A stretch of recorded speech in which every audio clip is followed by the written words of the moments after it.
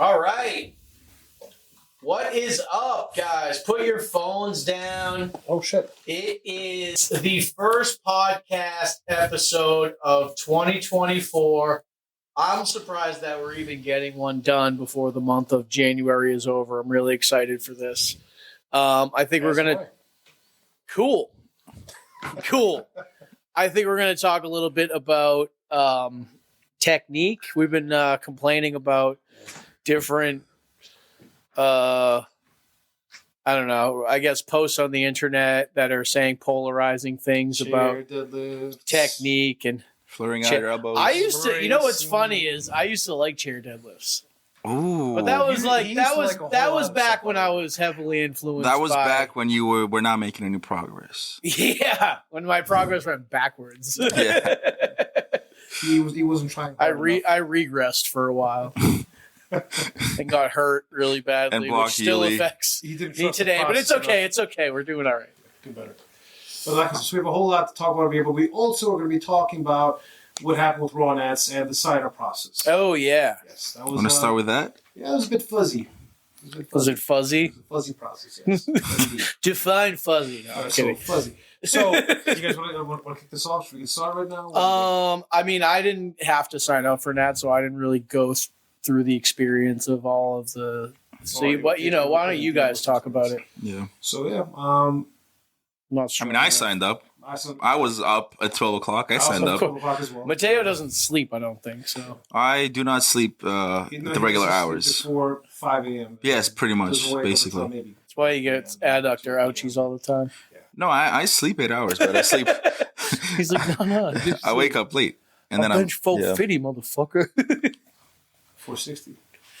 And then a little, and maybe more soon. But like I said, so back to the topic itself. So it was midnight. Sunday night. First mistake. Monday morning, Let's set the scene. First mistake. People sign up, and there was a limit for each day, not for each weight class, not for what's called, whatever the case happens to be, for like people in general, like a total like a lifter thing. But each one of those 4 days had a cap. Now, if your weight class happened to fall within that day, that's cap. It's cap. So that kind of shit. So if you came within a certain day and you had people who waited until 12 o'clock in the morning to start signing up, whatever the case is, and you try to sign up 13 hours later, you would have been unable to do so. So within 13 hours, the meet sold out. Like every day was filled and that kind of shit. And so many people found themselves unable to sign up. They weren't anticipating this. And I 100% did anticipate this. I saw this happening. I saw it happen with the Arnold, let alone this meet over here. And also, while reducing the qualifying total, what do you think is going to happen? We saw it happen at last year's Nationals, Collegiate Nationals. No, last year's Nationals took months. It took months. But it still happened at the last day. Everybody went crazy. Well, at the same time, they fill up very quickly. Yeah, and then also Collegiate Nationals had the same issue as well. Yes, it did. So it's been recurring itself. I want to say damn near a year ago, we were on the podcast and we discussed this issue. We talked about different strategies. I'm sure we did. We did. Yeah. We did. And we talked about basic ways to get past this. And like I said, an invite process would definitely be part of it. Certain people have to be guaranteed a spot. Like if you took top 10 or even aren't the pros guaranteed a spot anyway? Yes, they are. They are. But I think we should extend past the pros. If you're top 10 in your weight class, you should be guaranteed a spot. Ylli's top 10. Yes. For the listeners, just so everyone knows. I was number 9 in the country. He's got some skin in the game here, just so everyone knows. Yeah, I do. I have a dog in this race. But that kind of shit. So I think we should start with that because, again, it's a national meet. It's supposed to be a prestigious meet. I agree, though, about the top 10. Legit. Or at least, have them... You know how, it used to be back in the day? Mm-hmm. Like, they used to have the lifters put a link of their qualifying total.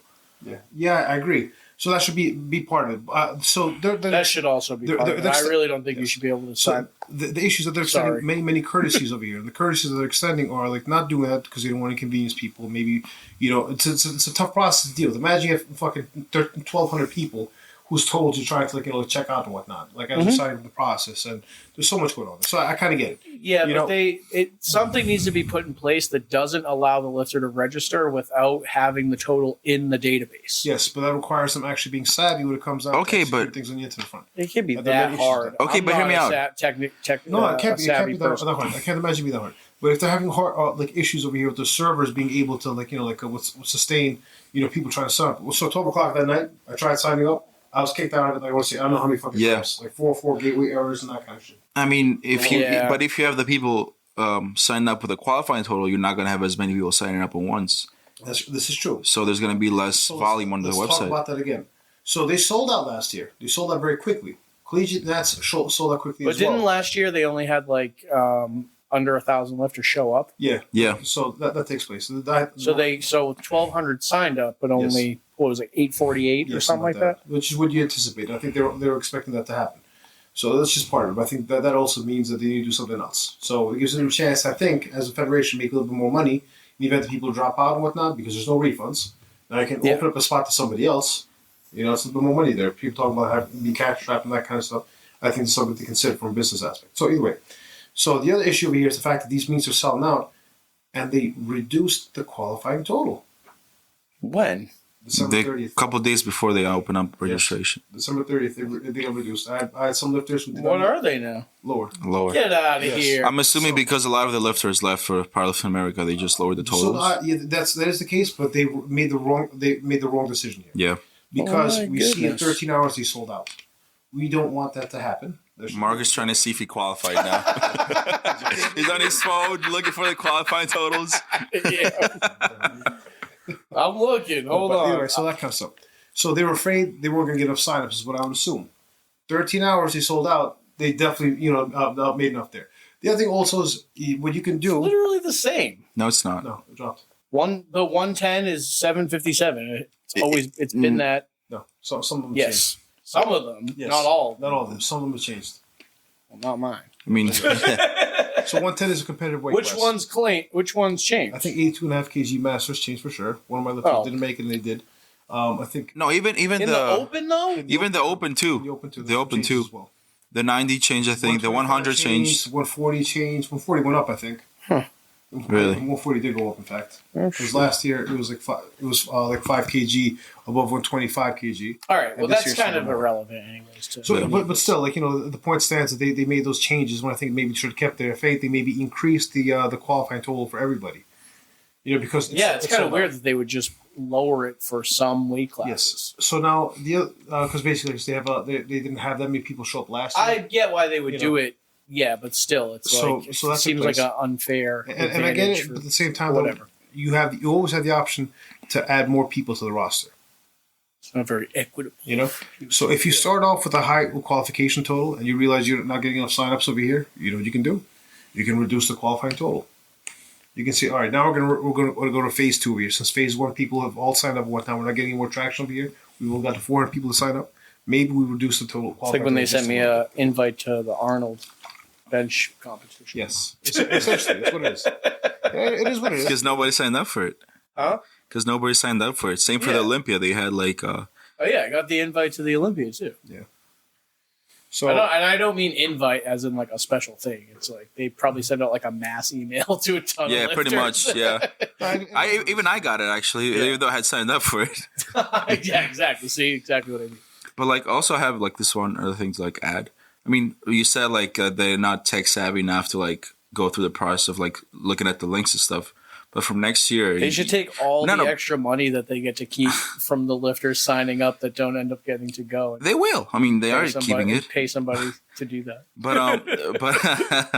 But from next year, they're gonna require people to have a total from like regionals or states. Yeah, so they will have to check the totals next year. Yeah. So why not do it this year as well? Yeah, but how are they actually going to do that? Are they still going to... I guess that'll be interesting to see how they do that. I mean, probably they're going to go through the list of the people that signed up. The USAPL website has also changed. Now you're logging in to be able to access the kind of stuff and shit like that, particularly for national meets and that kind of stuff. That's been that. So, I know, but it's gotten a little bit last year versus how it used to be. The past, I think when I saw the past, yeah. So they're figuring it out. The system is being worked out. But I think issues like, server capacity and like having internet connectivity, which is what we saw at the Olympia and whatnot, these things need to be taken care of beforehand. And I understand, like, looking at new people, new teams, all that kind of stuff. But it's gotten to the point that USAPL is the big dog in powerlifting right now. It's the federation everybody's trying to emulate, the whatever capacity. You have WRPF literally copy pasting everything the fucking USAPL is doing, from like national performances down to the regionals that they have now. Literally every system the USAPL is employing, they're copying. And they're copying for a reason, because the shit works. Well, that's a sport thing. Yeah, it is, but regionals, also, nationals, yes. And it is. But we're also it's a sport thing. But you got to create a system or structure somehow. Yes, but WRPF has existed for how long, and when do they make these changes? I have no idea how long it's existed. It's been around for a while. Russian money launderers found. We don't have to talk about that. We don't have to talk about that. How long's it been around, Ylli? Huh? Pretty long. You don't fucking know either. I think 2006. If I remember correctly. We can look this up. You don't have to look for it right now. Yeah. I'm sorry. As I'm looking at my phone right now. How dare he? I'm getting reactions to people looking at the text that Vince McMahon put out. Who? The Vince McMahon text. Oh my God! Still getting responses. I don't think Mark knows about it. I see his face. Oh, you haven't seen this? He was talking. I didn't know about it either until last night. He told me about it. Oh my God! What are you saying? Vince McMahon from WWF. Vince McMahon. WWE. Yeah. What did he do now? Oh my God!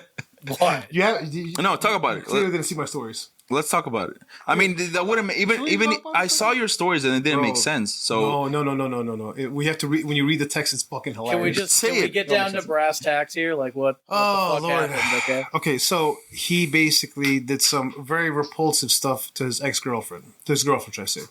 And dude, it was so bad. So many fetishes. Sexually repulsive stuff. Like he had sex with his girlfriend. It was in a three-way.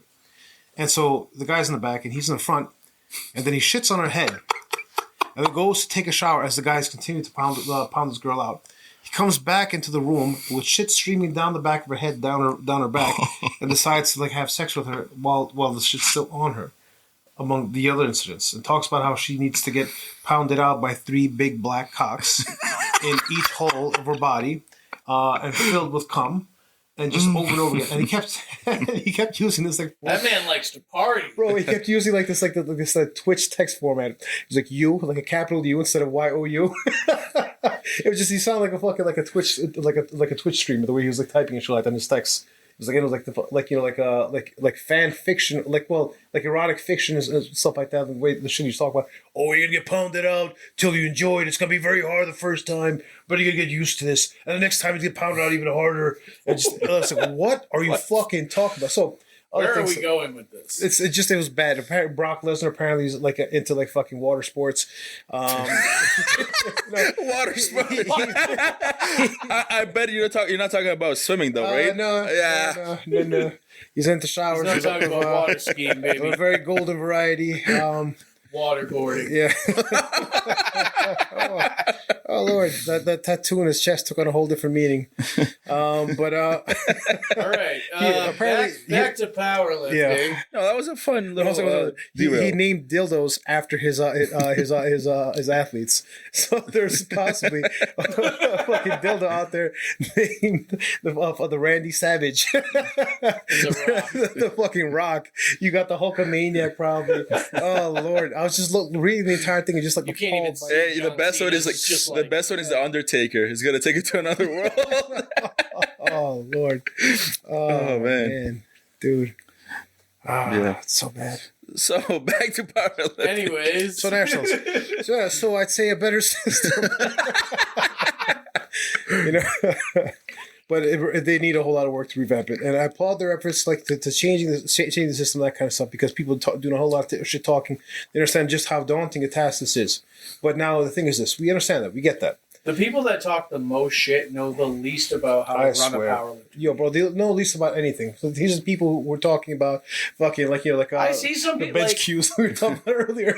What? These are the same people who talk about the bench cues that we were talking about earlier. Oh my goodness. Mark, how do you bench? Do you flare your elbows out or do you tuck them in? Excuse me. I do like a tuck Stop. I do like a tuck and flare. That's why you don't bench a lot. That's what it is. Yeah. You know who I got the tuck and flare from? Who? David Wilson. Really? He doesn't bench a lot either. So maybe you should start looking at somebody else. He likes that benches a lot. He likes the deadlifts in the high socks, apparently. In the high socks, yes. High socks. Honestly, I tried a more flared elbow, sort of soft touch, and it doesn't feel very good or strong. Same thing here. Mark, hear me out. You got to come with us. Pause. You got to train with us one day, and one day that you're benching, you got to bench with us. So we can show you how to bench press. Just there when a miraculously you want to bet? Just with your presence. No, not our presence. In the room. We'll give you the right. Will bench give you the right cues. Okay. Yes, we will. That's what I'm missing. Yeah, exactly. Yes, you are. Cues. Yeah. Trust us. That's what legit. I think if we have a session together, I can almost guarantee a PR. Me too. I have that feeling as well. Should we actually make this a wager? We should. Cool, but now he's gonna fail on purpose. Don't tank it intentionally. We're not gonna do it. No, I wouldn't tank it intentionally. It's just we're never gonna live together because we've been saying we were gonna live together for like. You see, we're not. Are you training today? Do you see what a negative Nancy this man is? No, I already trained today. You see, what do you have today? SBD day. Why didn't you wait for us to do it in the basement? Because it's fucking 7 o'clock. It doesn't matter. And I lift 7 p.m. I lift in the morning. Man. I lift in the morning. That's probably the issue. That's probably your problem. You're emaciated. That's what it is. He's fucking hungry. That's what it is. You're probably sleepy. Cortisol's high. I haven't eaten. Haven't sold your balls yet. Yeah. I've had a bowl of cereal. You didn't cultivate any uncles today. No rare fish. I hadn't tipped my landlord. So obviously why I didn't hit a bench press. Such a big actually, I mean, honestly, I'm finally gaining some momentum in the bench press. I might actually PR in 6 weeks. Really? Or 7 6 weeks. Okay, I'm competing in March. Oh, look at you, motherfucker. Yeah, we'll baby. give you the cues on meet day then. Yeah, bro. You guys gonna be there? Back. Wait, it's the States, right? We're gonna be we're gonna be in New York States because it's the same day. What? Yeah. That's wild. Yeah. I know, right? Isn't it sad? Sad. That is sad. No, we can't do it. Never mind. I was thinking about. So USAPL, infrastructure, that kind of stuff. It's daunting. It's a tough task. I don't envy these people for what they're dealing with and whatnot. But the USAPL is the top dog, and you have Powerlifting America lapping at the heels right now. They literally said that their aim for 2024 is to eradicate the USAPL. They're taking their top fucking lifters and doing whatever they can to get them over. They don't care. There's no qualms over here, no moral concerns, no ethical fucking values, because the beginning from my perspective is unethical. The fact that they decided to go over to the IPF, which has been talking about doing less drug testing. That's a bit of an issue when you drug tested fucking federation. Wait, I have an idea for the how USAPL should have let people sign up. What if they didn't have a cap at all, right? They let everybody sign up that wanted to sign up, and then on a certain date, they just decided to keep the best totals, the best qualifying totals. So that way they could have made more money because more people would have signed up, and then just kick the people out that didn't have the qualifying totals lower. So that you still have the best. You can't do it because those people who are signing up, whether they're temporarily accepted or not, would have to start impacting their training in such a way to prepare for that. If you signed up here and you're anticipating being at nationals, now all of a sudden the process kind of But people signed up without a qualifying total, so they are going through that process right now. So let's talk about qualifying, signing up without a qualifying total, and people who had no totals, quote unquote. So when they said they had no totals, if you signed up for a different weight class, apart from the class you registered a total in, you had zero total. But you still have to get a qualifying total in the new weight class. You have no business signing up for nationals without a total. Period. So without a total, I guess that's doable. I agree. So the people who signed up with no total, it turns out they had a total. It wasn't in that weight class. So if you were a 75 kg lifter, you signed up for 125 kg just to get in. You understand what I'm saying here? Say that again. So if you're a 75 kg lifter, you sign up as 125 kg just to get in. But all these people are going to be taken out of the roster now. So no, they're not. Yes, they are. No, they're not. Because what happened is USAPL allowed them to change their weight class now. No, they didn't, because now even the days are closed. No, but they done. This happened. This is taking place. No. I had two lifters who actually went through it, went ahead and did this. And what happened, USAPL allows them to go back in. So you go into the bio portion of the USAPL page, and you can change weight class. But now there's people that I know, Jack, Carmen's boyfriend, he tried to, but he wasn't able to in the first place. Did. Now he did. Well, I don't fucking know then. Never mind. Yeah. So you don't know, but the change is allowed now. Thank you, bro. Yeah. But yeah, that's, I don't know. Most uninformed podcaster. But again, like I said, if people are like barely making it, like having the qualifying totals like being met, like hey, they want to sign up for it. Let them take the risk. Let them take the risk. If they like you're saying, what's the point of doing that? What do what? Signing up in another weight class. Like the reason why because the days were closed to be given the option to change your weight class later on, and I think it makes sense. I think it's fine because USAPL allowed it to happen, so you're good to go. The thing is that but hold on though. Like with your example. So what happened? Let me explain. Like a 75, like why would you sign up? Because they're expecting that to happen. No, he doesn't understand what happened yet. So because they had like caps on every single day, right? So let's say the 75 kilo weight class was supposed to compete on day 2, right? So all the day 2 spots were taken. Only day 4 is available. So the guy signed up as a 125 because there were still spots available in the 125 class. Gotcha. And then they tried to change their weight class. Yeah, that's where the confusion. That's where. Okay. Yeah. That makes sense. Yes. Because I was like, why would you even do that? Now the listeners may be wondering why it's okay, why it'd be permissible, in fact, for people to sign up that much. Let's talk about the numbers again. Last year, you had 1,200 or 1,195 people who signed up for the meet, and only 800 some odd people actually showed up. So this is going to happen again. Each one of those days is still going to have vacancies. This kind of like prepares us for that. Allows that to take place with that. Maybe it'll be less vacancies than last year. Maybe we'll have 900 people, maybe 1,000 people show up, but it won't be the 1,200 people who signed up here, despite the fact that it's sold out and that kind of stuff. There needs to be a better system overall. I think it needs to be representative of the weight classes and it needs to have a fair distribution. You should have X amount of 75 show up, sign up, X amount of 82.5 show up, sign up, and then have like different days of the week where you allow this to happen, like a rolling sign up. Or maybe on this day, you start Sunday at 12 a.m., Monday 12 a.m., where you have the first portion of the signups for different weight classes, and then on Tuesday, you have that happen. Mm-hmm. That's how you, excuse me, that's how you do it. You do it by different weight classes. Yes. You could just do it smallest to biggest. Yes. And different. The first day is... No, but even then, what I think basically is you allow all the weight classes to sign up, but only a portion of them. Maybe a third on Monday morning, maybe a third on Tuesday afternoon, and maybe a third like Thursday, sometime with that. So you accommodate people with different lifestyles and that kind of stuff. If somebody has to wake up for work at they can't stay up. It doesn't make sense. Yeah. I don't think it's necessary. And also, why are you making powerlifters ruin their recovery? Stay up till 1 o'clock in the morning and sign up for this meet. It took a little. We're all trying to go to bed at 10 o'clock, right? So what it comes down to is it's tough. It's a daunting task over here. But again, just like somebody training for me, right? You're not your failures to execute during training and whatnot aren't going to be excused come meet day.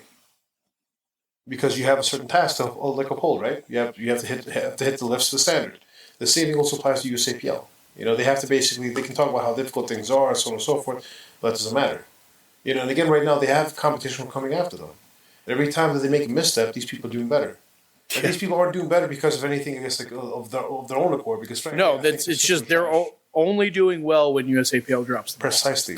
So the USAPL cannot afford to drop the ball. They need to take things very seriously here. Yeah. If it requires a change in the leadership up there, which I think is ultimately what it comes down to, then that's what they need to do. I want to say I'm rooting for the USAPL like crazy because I think it is the better organization. I'm with you. That's my take. Powerlifting America, I guess, good luck to them and whatnot, but ultimately, I think the reason why the IPF, suspended and kicked out of the USAPL and whatnot is fraudulent. IPF has had some serious issues of late. It also seems like all the shitty people that were in USAPL left to go form another federation that's now Powerlifting America. I think that's pretty much what happened. Is that the overall consensus. The thing is that probably those people weren't welcome in USAPL in the first place. So. No, they were. We're very welcome. So they decided to leave because apparently the enticements that they had from the IPF, were of that nature. Who knows? Maybe I guess it was like a power play. Now they were in charge as opposed to having to listen to somebody else and whatever. Yep. It's like a bender meme. My own federation, my own rules, whatever. But that kind of stuff. So I'd say USAPL really needs to set its game up. I understand things are difficult over here, but them bemoaning how difficult things are right now and wasting time doing so is only going to set them back even further. It's only going to cause them even more pain down the line. Yep, I agree. Because powerlifting America is coming for them. Woo! Coming for the throat. Yep, coming for the throat, for the jugular. So, I wish them luck. Hopefully they sort of stop. But now we talk about chair deadlifts. And technique and bracing and bench press and all that good stuff. We'll talk a little bit. Mateo, you want to talk to us about... Talk to us about your bench press technique. I'll just bring the bar to my chest and press it. I don't know. I just thought you were going to give me the right cues. Give me the good stuff. I can't give those information out for free, man. Oh, that's the secret sauce. No, but it's not that. I mean, all I do is basically as soon as I get the lift off, I just tuck my elbows in while I'm getting the lift off. So you are a tucker. I am a tucker. I'm sorry, I am a tucker. And but Singleton Strength said not to tuck. So. I used to be a flarer. Yes. Until maybe if you go back to flare, you'll bench 475. No, I will not. Trust me. Trust me, because I went from flaring. As soon as I started tucking, my bench went up. But I mean, I guess that technique could work for like smaller people that have like shorter range of motion because it does reduce the range of motion, but it's not. It doesn't feel stronger. So how I feel tucking works and how it benefits of it. I've talked about this in many videos I posted to my channel over the years. So it's anecdotal. It is anecdotal, yes. But I've also seen it work with my lifters, so it's anecdotal. But like, there's a population size over here, which I think is quite worthwhile noting, for whom it's worked. So how I feel it works basically is as you're tucking inwards over here on the eccentric portion of the movement, you generate some friction in your armpits now as you're coming down. You're going to feel your triceps actually coasting down against your lats over here. That's offsetting against the whole lot of bullets on your shoulders. Instead of using your shoulders as a brake pad over here, or at least the anterior, head of the shoulders, now you're allowing the posterior chain to hold on to this, which is not active at all in the concentric portion of the movement.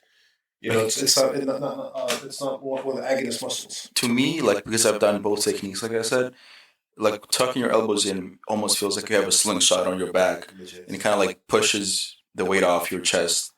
Yes, and I think how that happens is because you're a lot fresher at the bottom now. Instead of being out over here, coming down and squeezing the shit out of your shoulders to keep yourself in position to get down to the bottom over here, the right tempo, so just dropping onto there.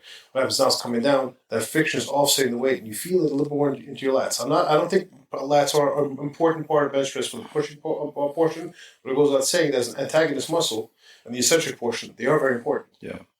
So are the rear delts. So as we're coming down, we're stabilizing with those muscle groups instead of using the agonist muscles to do so.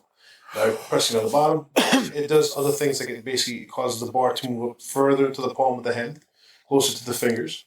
And what happens with that, the second thing is now all of a sudden it goes down lower into the chest. Greg Knuckles produced the Encyclopedia to Bench Press some years back. We'll see back in 2013 or something like that. This is where you pulled all that stuff from? So this actually is what I referenced to instigate more chest activation, so to speak, to quote unquote. Because did he say anything about this friction, or is this your story? No, is this your narrative? This is my narrative. His narrative was basically I was talking about the actual fibers of the chest muscles being more incorporated to the bench press, or having more of them incorporated, the lower the bar hits. So on a decline bench press, you're basically hitting at the bottom of your sternum. I mean, that's always kind of the goal with the bench press is sort of to recreate a decline. Yes, with the flat bench. So that's the point of the arch and everything. Exactly. People always say oh, it protects your shoulder. That was never the reason people used it was to protect your shoulders. It was to reduce the range of motion, to turn it into more of a decline. Yes.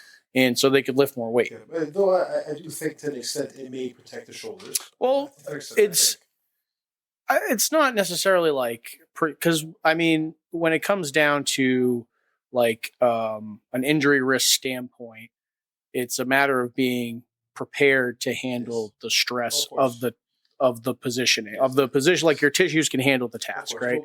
They've also had greater exposure in that range of motion, correct. But there is actually some evidence that shows with the the arch and pulling back your shoulders does reduce the loading to the anterior shoulder. So yeah, so you're reducing the load. Yes. Yeah, 100%. And so while tucking your elbows, I don't know about all this friction nonsense. So But. give it a shot. We'll try next time. No, I mean I already tuck on the eccentric. I told you I kind of use this like tuck and flare. I don't like actively try to like come in and then flare out my elbows. It's just trying to keep my elbows tucked and pressed back doesn't seem to work very. It doesn't feel like a very strong position. I've got a better like system cues to provide you next time. We're trying to get. Trust me, it may well help. I'm willing. I'm open and willing to accept some cueing and some feedback there. I'm just saying. I generally, I do tuck my elbows in, but I also know some very strong benchers that don't tuck their elbows in. I know many as well. It's definitely going to come down to like individual body proportions, muscle insertion points, things like that. To what's going to feel more comfortable and more strong for an individual. So I like to institute the practice, or at least maybe a block or block and a half of cases. With my lifters to have them start to tuck a little bit more. I call it motor grip because it's like you're revving a motorcycle almost. You're moving that motion, and then see what happens there. I dare say it's maybe like 50-50. The people I guess who it works for, and 50% people who just doesn't work for at all.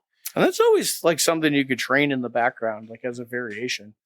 Most people are benching 4 days a week. You're just doing comp bench 4 days a week. I wouldn't have them do that as variation, I guess, for days. It comes down to basically keeping that expressly. I find that having too many variations when it comes down to things of that nature, as far as I guess positioning, tends to work against your aims on bench press.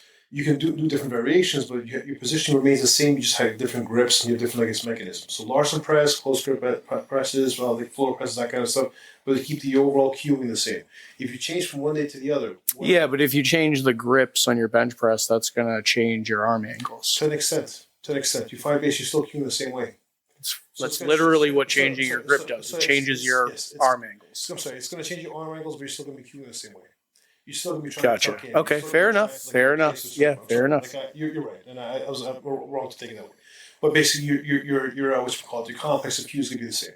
So that's instilled in you, and you practice it over and over and over. It allows you, I guess, to forward master that, and also that makes sense. But also produces less variables. That's fair. If you have one day you're doing because you are doing it two different ways. That makes sense. I understand. We're trying to see whether or not this is panning out. So if we have too many variables, we're not going to be able to see what's happening here. Maybe the other days are influencing this. Maybe it's the fatigue from one day compared to the other. But if you're doing it all days, you kind of get like a signal to noise ratios. It's improved. It's at least what I find. And then for some people, it just doesn't work. Yeah, that's fine. 100%. Or it works sometimes to a certain capacity. This person's lifts, if you view them how they started off with me and whatnot, versus where they're at currently when they start hitting PRs or the cases, all of a sudden you'll notice that it's a little bit more tucked in than it was before. In the past, maybe they're entirely flared out and that kind of stuff. Some changes tend to take place. And in some instances, when it really takes for people, it drives the bench press forward. This guy's one. You have to consider too, like the muscles, like the developed muscle and the strength in certain positions. Yes, of course. Is going to sort of dictate like the kinematics of your joints and like the bar, of course. the bar path itself. But it's worth experimenting with. 100%. I'm just saying, like, if someone say like they weren't strong here, it doesn't mean that they can't be strong there. Yes. If you actually trained it. Yes. But you got to you would either have to commit to it and do it as your main thing, or try to somehow do it in the background a little bit, but I think either way, I said, your muscle development and strength in certain positions is going to sort of support and dictate the kinematics of your joints and the bar path and all that stuff. And also the distribution of your joint length. Yeah, exactly. Your elementary, I think, is. Yeah, if your pecs were way stronger than your triceps, or you're the load's going to try, your body's going to try to use more your pecs as much as possible to do the bench press. Yeah, or if your forearm length is what you call a certain length versus I guess your humerus and shit like that, maybe certain things. Yeah, exactly, right? That's going to maybe dictate your grip width a little bit, things like that. All kind of stuff. I wouldn't go as far as to say I'm not going to mention the name, but measuring like your clavicle or like Yeah. I want to know that name.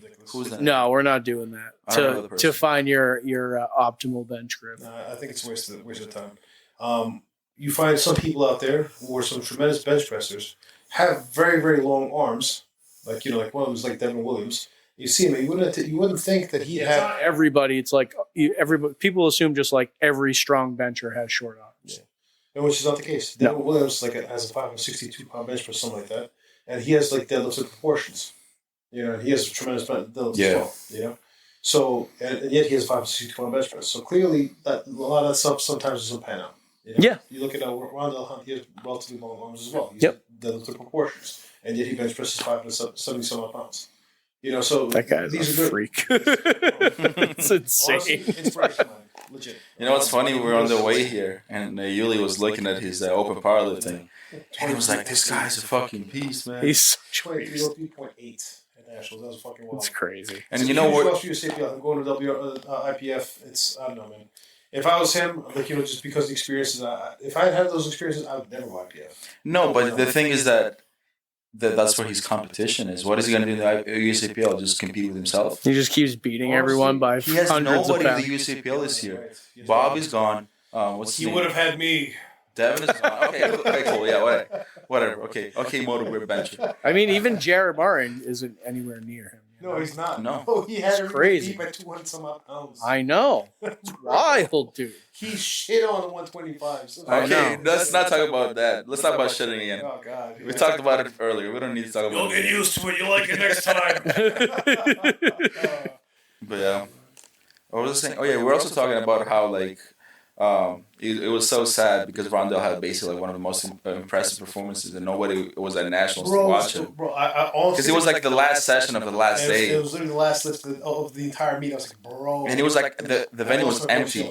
That's how fucking it was. The venue was fucking empty. Were you there, Mark? But everybody who was there, I'll tell you this. Soph was there, I But remember. everybody who was there was standing on the fucking seats, like shouting at the top of the lungs, watching this fucking last pull. It was fucking wild, bro. 2303, 125 kg, drug tested, natty, USAPL step bar, all that shit. Fucking wild, bro. I don't know. Wild. I dare say it's one of the best performances in the sport of powerlifting. Yeah, We didn't talk have about to the chair agree. deadlifts yet, by the way. The chair deadlifts. You want to talk about where this came from? Oh yeah, what's his name? Kyle Novak. Yes. Yeah, so he got roasted. I remember I was looking at Fortino stories, and I happened to see the caption. I'm seeing the caption like, where the fuck did this come from? And I'm looking at other people's stories, all of a sudden, like picking up piece. Like Charlie Day from fucking from What's Always Sunny. It's always sunny. Pepe Silva. But it was like, I'm like, oh, okay, so I go to the fucking post and I look at it, I'm like, oh. What did the post say? Tell us what the post said. People might have not seen it. So bad. You talking about the chair deadlift post? Yeah. Yes. What's so hilarious is if you watch his chair deadlift technique and then watch his regular sumo technique, It's not it's the two same. different. Oh, It's my two God. And different also lifts. the thing was like on the post it basically said like it teaches you how to set your hips correctly if done correctly, right?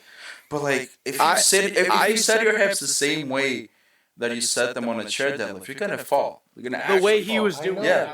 So bad. Like because he was like sitting back, like he's like sitting back, so his shoulders are behind the barbell. yeah. So then he's like his balance is shifted backwards towards his heels. Like if he actually tried to do that without the box there, you're right. Like he would fall over. So here we go. All right. So he's got 7,130 likes as of this podcast. How many shares does he have? That's the real question. Open the. Let me see. Let me actually go. Hold on. Open the video. Open the fucking video. Don't fucking touch my phone. Touch me. So 2,149 shares as of right now. So the caption reads: Technique about to pop off. Rocket space going into space emoji. Chair deadlifts are the most underrated DL variations out there. ... They teach you how to set your hips, pull back, and wedge perfectly if done properly. Hands up in the air emoji. So he got his ass torn apart in the comments. Nick Manders writes, let's break it down then, so your impressionable audience doesn't waste their time. Correlation does not equal causation. You built your deadlift technique actually deadlifting and then did these on the side for ... External knee rotation? Assuming you mean external hip rotation. There's no actual forces being applied to hip abduction beyond just you skewing your hips out on your own accord. You'd be better off doing some actual hip abduction work. Hip stability. Brother, you are literally sitting on a box. Buzzwords aside, this could be more stable on the hips. Whatever the hell that even means. Quote unquote. Exaggerate the pulling back movement of the... I don't know why you'd want this. I mean, just watch this video and imagine the box wasn't there. This deadlift would be a dumpster fire. And doesn't resemble your normal deadlift at all. Going back to what you were saying. Yeah, it does. So he's absolutely right in this. He takes every box. So him doing this over here does nothing to confer a better deadlift for him. You know, if anything, maybe it's like an overloading scheme where the case happens to be. You know, less stress on your legs. But it's not overloading. In fact, You're right. Not. Yeah, I don't even. It may be overloading on the back, maybe, because the hips aren't really involved here. If you're sitting down over here, you're pulling. You're basically do RDLs then. What the fuck? But basically, I know. Yeah, I mean, he's doing seated RDLs. Yeah, sure. It's like cool. It's like a super short range of motion for your erectors too. Like awesome. Mechanism, sorts, while overloading your erectors. That's basically what this is. I mean, you know what's funny is I actually used to like that exercise, and I used it for a couple months, and then I never used it again. For conventional deadlift or sumo deadlift? Just for sumo deadlift. That's ridiculous. Because like he's wrong, but like he's also the idea of setting your hips down. It's like a tactile cue for your hips. Right? Because some people, when they try to get the bar off the floor, their hips shoot right back up. So like if you have that external, cue, which is the box, to like, so your hips feel it, right? It's kind of gives you that feedback in the moment to sort of try to adjust your technique. But it's like, I don't know, just deadlift better. So just do better. I mean, like, don't get me wrong. I like variations for deadlifts, pause deadlifts, other variations for deadlifts that are not coming to mind right now. But RDLs is a good one. Stiff leg deadlifts, even tempo deadlifts, like slow eccentrics are good. Double underhand deadlifts, Double underhand deadlift. No, but like, I don't know. I think when it comes down to improving technique, I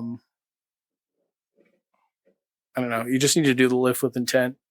I think that my theory of technique is begotten by practice. As you perfect it and so on, so where you keep trying, you're going to develop that technique. Yeah, it's like you're trying to actively cue certain things. For the most part, it doesn't really work. So basically, the more you chair deadlift, the better you get at it. The better you would get at you would get at the chair deadlift. Yes. Yeah. That's so ridiculous. It may or may not transfer to your real deadlift. So I think it depends on how you do it, to be honest. So there are other videos talking about technique and that kind of stuff. You always see it out there. I'm not going to throw the baby out the bathwater. There are some technique fixes that people can benefit from, and it goes without saying. Just like there's with anything with that, it's out. Well, because like maybe someone hasn't found the right technique for them yet. Yes, that's certainly possible. Or they're cueing the wrong technique in many cases. There are people like trying to stack their wrists into like the bench press over here, or maybe that doesn't work for them. Maybe motor grip style bench press works a bit better. Or maybe not thinking about it, just executing is a better thing, like altogether. But so it's just gonna kind of play out the way it plays out. Like technique is I'm gonna sound so Mike T-esque right now, but it's an emerging process, and it's this interaction between the environment, the individual, and the task. Yes, of course. Right. And then it comes, and then you can even bring in the degrees of freedom problem, right? Because every joint in your body has X amount of motion, and your muscles and joints have to coordinate all these movements together, even in just a simple task like a barbell squat. Of course. And there's infinite amount of an infinite amount of ways that your body can coordinate itself, of course, to do even just a simple barbell squat. Proprioception is very nuanced. Yeah. but even then, I'd say like it's a certain point where basically you put things together and then you just execute. You do what you need to do with it. Yeah, like you almost what I'm trying to say is like, it's almost like an unconscious effort. Or it should be. It should be. Like, don't get me wrong. Like when you're new to a task or a skill, there's going to be some conscious effort there, and you're going to have to think a lot. But over time, it should come to the point where like when you walk out a squat, you're thinking, okay, am I balanced? Cool. Breathe and brace, go, like effort, really hard. Like, I don't think about anything else in that when I'm squatting. That's the thing. When I'm squatting, I'm basically. I'm not like, oh my god, like I'm not 7 cues in my mind. Like, no, when I'm squatting, I'm thinking press the bar up. I'm thinking expand into my torso, and then execute. And then also I externally motivate. I'm like, why am I doing this? What's the why for this? Or what is this weight compared to X? Like, so I'm like hitting close to 700 pounds, and I'm imagining to myself, what is this weight compared to what Jesus Olivares was fucking doing for reps? So ultimately, like, the precedent has been set. Honestly, that's what I think. He's like, what are stronger people than me thinking when they're lifting these weights? But legit, not even that. But what is this compared to that? If this person has done that, why can't they just do this and make this look easy? That's my mindset. And lo and behold, it helps. The last session I had 261, I couldn't feel like shit. I gave 10 fucking miles the day before. I was fucking feeling emaciated, bro.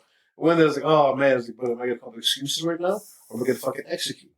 I know what I'm capable of doing. I know what my visions and what my goals are with that. So what am I going to do? What am I going to do to bridge that gap here? Bridge that divide? Mm-hmm. I'm going to think of excuses and hold myself back, and I'm going to fucking do something to empower myself. Hell yeah. Look at Jesus Olivares. What is he doing?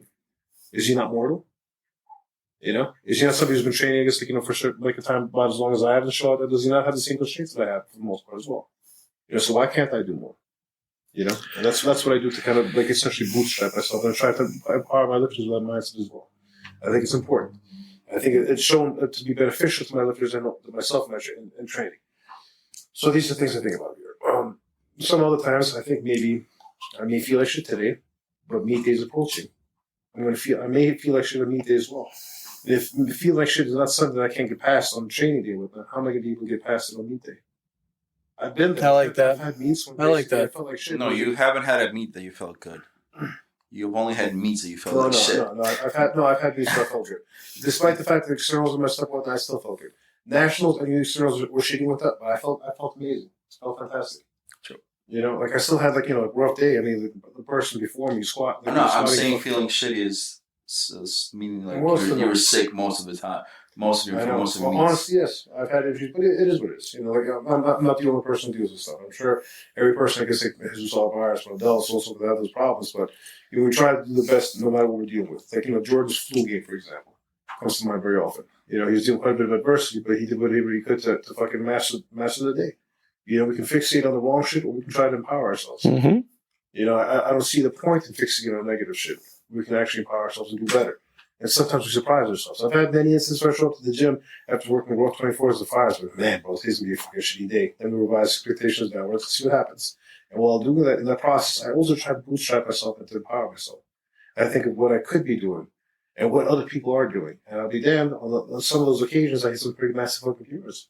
And the cards aren't in play to be able to do that. And somehow I'm fucking end up on top.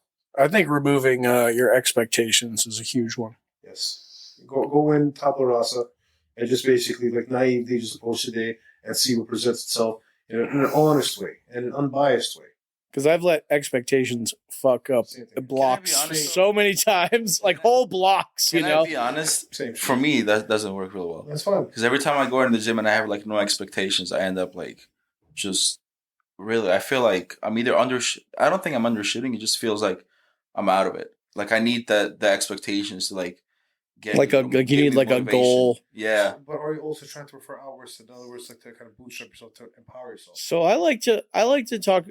I like to refer to it as flexible expectations, to where okay, I have a goal in mind. I know what's on program today. I know I have this top set at this RPE. I know I've done this before. I want to do this. But when I take my last warm up, if I have to be real with myself, if that next jump to that what I want is not going to be the move for today, that's where I have to be flexible. I have to accept okay, do 5 kilos less because doing the 5 kilos more, you're going to overshoot, and it's that isn't where you need to be flexible. I mean, that's how it works for me, but just going because if it really, if you just said fuck it, I'm gonna go 680 anyways, you derail the entire block. Exactly. But even then, so now I'm learning. I'm learning, and this is quite. That's growth. Quite late in my development. I still do dumb shit. Like we all do. We're never gonna not do dumb shit in the gym because we like to lift heavy weights. We do. We like to do more and that kind of stuff. But so I'm learning to not just even look at things just from a block perspective, but to look at things from overarching theme, like from this meet to nationals to when we do a year from now. So what does this session itself actually mean? What am I doing to generate momentum from block to block? What am I doing to allow myself to feel good from one block to the other so I can still generate some form of momentum and not be nursing wounds and injuries and that kind of stuff because of what I did to myself while overshooting it. That's the other thing that people, we don't tend to talk about, or we do, but like we never. It's always like, oh, we'll be fatigued, we'll overshoot, we'll be fatigued, we'll drop our performance, but no one's ever like, my body is killing me. I'm in so much pain. Yeah. And this sucks so bad. Sometimes it's part of the process. It happens. Yeah, no, don't get me wrong. Like some pain is part of the process, but like we've all overdone it to the point where we're like, this is too much. Like this is ridiculous. If you're worth your salt and powerlifting with that, you've gotten to that point. I think we all need to get to that point, to some extent and whatnot. I'm not worth my salt in powerlifting. I'm just a dumbass.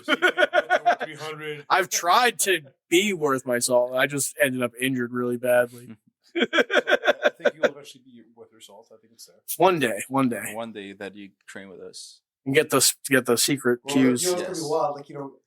I can imagine. I can see his face like when he hits a PR. It's like tears streaming down his face. And blowjobs all around. Whoa, hey now. On his head. I will do that though. It's been so long. You will get to like it. It'll be rough the first time, Mark. You'll like it next time, Mark. Okay now. No. Dude, Vince so McMahon.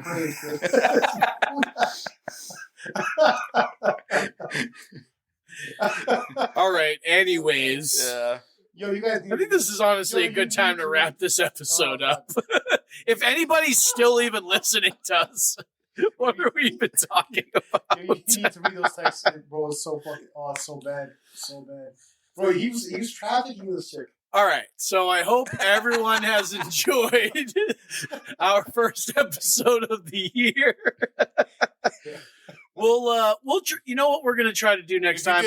You'll enjoy it more next time. Is we're gonna try to bring some structure to this podcast. No, that was fine, man. No, it's good. It's good. It's derailing, bro. It's good. A little bit. Anyways, all right, you guys have a wonderful night. We'll see you next time. Welcome back, guys, and goodbye. Peace.